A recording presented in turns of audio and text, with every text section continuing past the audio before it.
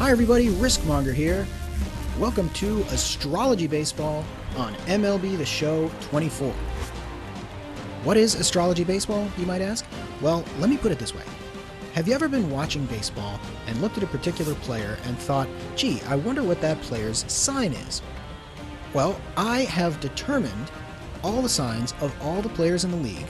I then put all the players that share a sign on a team together, and then I simulated a season with those 12 relevant teams on MLB The Show 24, and now I'm going to recap the playoffs from said season. Right now we are in the wild card round of the negative league between Scorpio and Capricorn. On the mound for Scorpio, the Scorpions, we've got Tarek Skubal, left-handed pitcher on the Detroit Tigers in real life, who won the American League Cy Young Award in 2024. He's going to pitch to Capricorn shortstop Ellie De La Cruz to start off the game. That's an easy pop-up to Scorpio first baseman Michael Busch, as we get to take a look at the Capricorn starting lineup. De La Cruz, Jose Iglesias at third base, Kyle Tucker the DH, Fernando Tatis Jr. in right field, William Contreras the catcher, Ozzie Albies at second base, Tristan Casas at first, who missed most of the season, center fielder Julio Rodriguez, and left fielder Brendan Donovan rounding things out. There's Iglesias, a great minor league signing for the Mets in last season, going down swinging for Skubal's first strikeout. He would get out of the first inning unscathed. The starting pitcher for the Capricorn Goats, Dylan Cease, who was traded from the White Sox to the Padres prior to the 2024 season, where his real-life uniform included a shade of Capricorn brown, even though the custom uniform I made is a little bit darker than what the Padres wear. Bryce Terang, the Scorpio leadoff hitter, is going to fly out softly to Tatis. That'll give us a chance to look at the Scorpio lineup.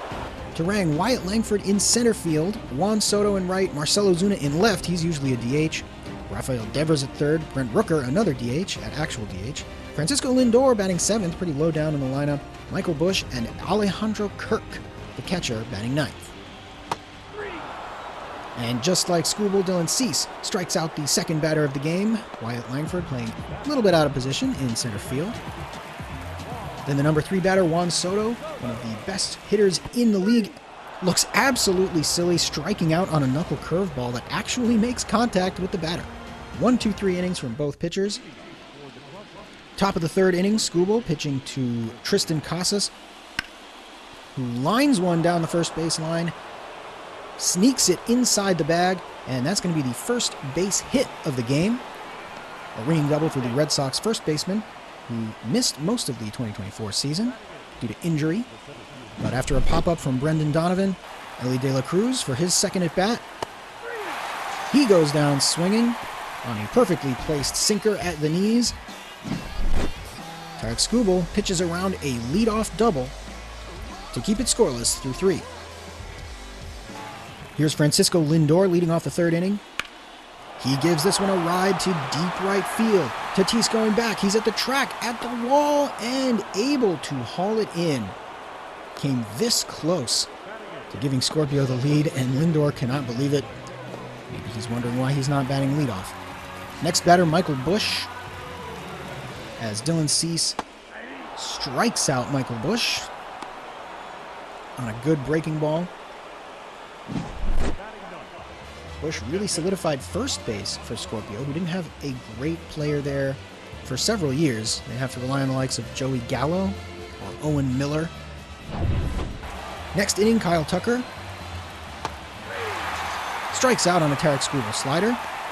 Tucker had some injury woes of his own in 2024, missing a lot of the season due to a lower leg issue. And the next batter, another injury-plagued Capricorn outfielder, Fernando Tatis, shatters his bat in a weak ground ball. Skubal has pitched 4 innings, giving up just the 1 hit. But that's 1 more hit than Dylan Cease has given up, getting Bryce Terang on that good fastball. Next batter, Wyatt Langford. He goes down swinging. I wonder if the extra toll of playing center field when he was primarily a corner outfielder in his rookie season is distracting him a little bit from focusing at the plate. And after Langford, here's Juan Soto again. Soto, the biggest free agent of the 2024-25 off-season, perhaps the biggest free agent in history, goes down swinging. The hat trick for Dylan Cease in the 4th inning. Still scoreless as we head to the 5th. Here's second baseman Ozzie Albies with 1 out. Lines a shot in between first and second base. Just the second Capricorn hit and the second hit overall. Tremendous pitching performance that we're seeing here. But with 2 outs now, Albies gets a little greedy as Skubal throws over to first. Caught in between and gets thrown out on the pickoff play as it's scoreless heading into the bottom of the 5th. Here's Cease against Devers. A wicked slider almost got him in the kneecap. Dylan Cease has struck out 10. In the 6th here, the 97th pitch from Tarik Skubal is lined into center field for a base hit by Julio Rodriguez. The next batter, J-Rod, takes off for second base. He's going to get in there with the steal. As you see, going on first movement, got up to 21.35 miles per hour. And as you can see, that stolen base increased Capricorn's winning percentage up to 69%. But that's going to send it down a bit as Brendan Donovan strikes out way in front of that slider. Yeah, sometimes the game makes these players look absolutely silly. It's back to almost 50-50 here as Jose Iglesias hits a line drive out to left field. There's usual DH Marcel Ozuna making the play. And again, Skubal pitches out of a jam. Bottom of the Scorpio order coming up in the 6th, as you can see from this fun graphic, really showcasing the custom uniforms I made. Here's Michael Busch, the second batter of the inning. He gets jammed, but fights one off into center field, past the diving Julio Rodriguez, and it is the first Scorpio hit.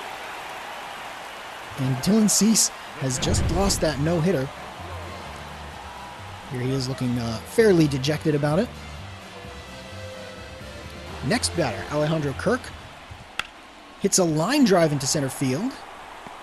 Kirk, an interesting choice to start this game. I probably would have chosen either Shea Langoliers or Francisco Alvarez if we were going on 2024 real-life stats.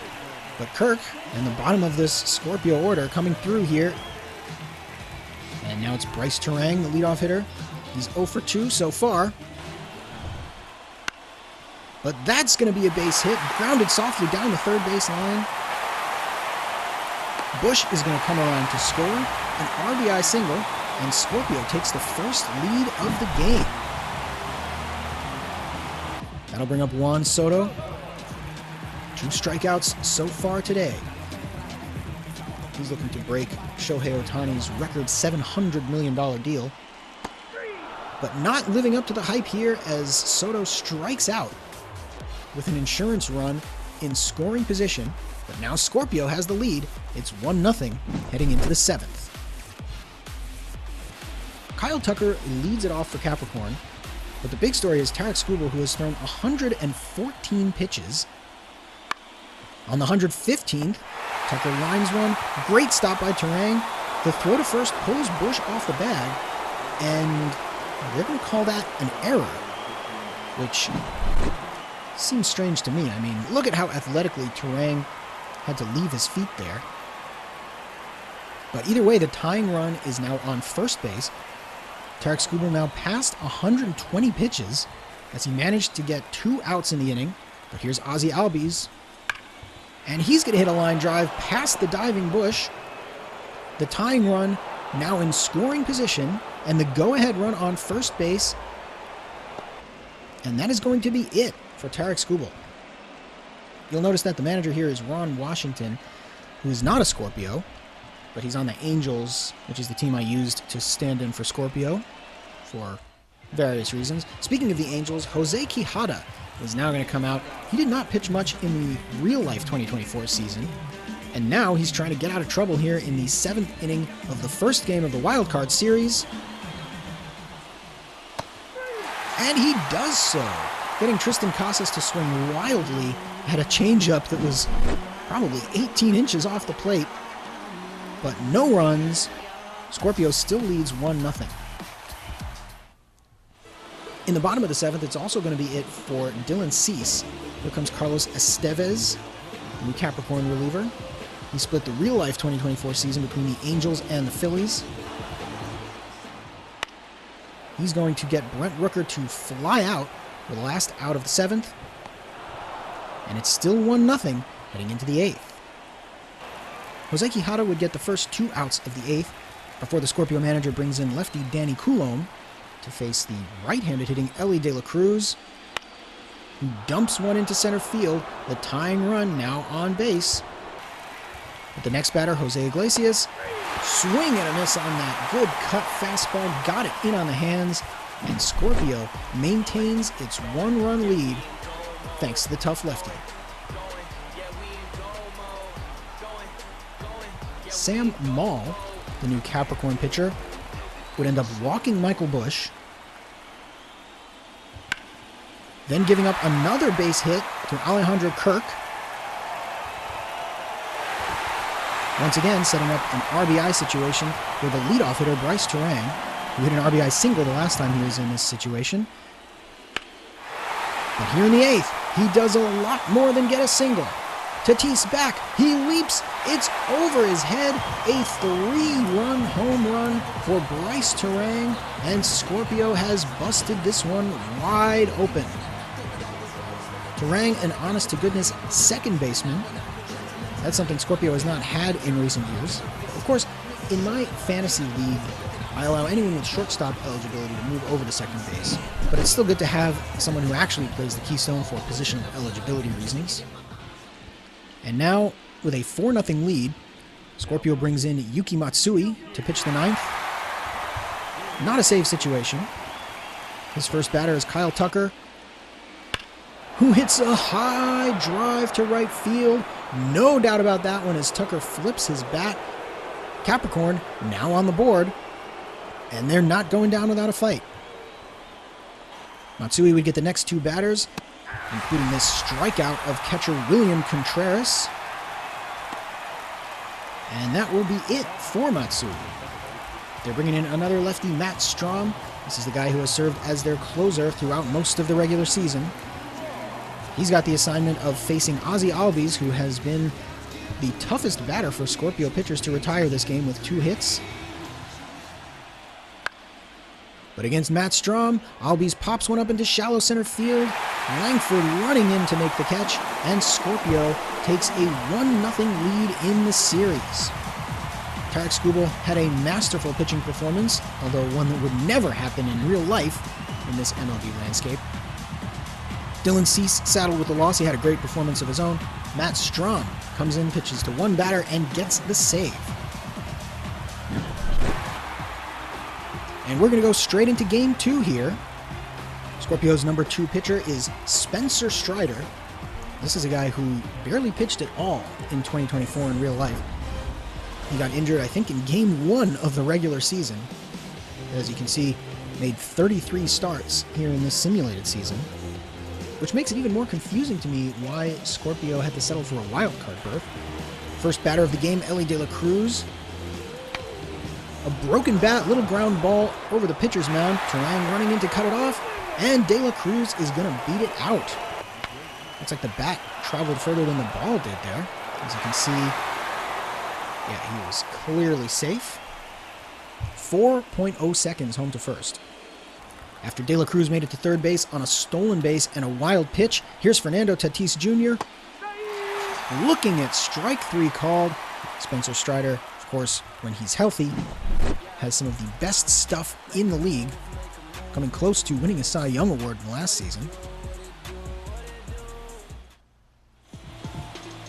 The Game 2 starter for Capricorn is Ronaldo Lopez, actually Strider's real-life teammate on the Atlanta Braves.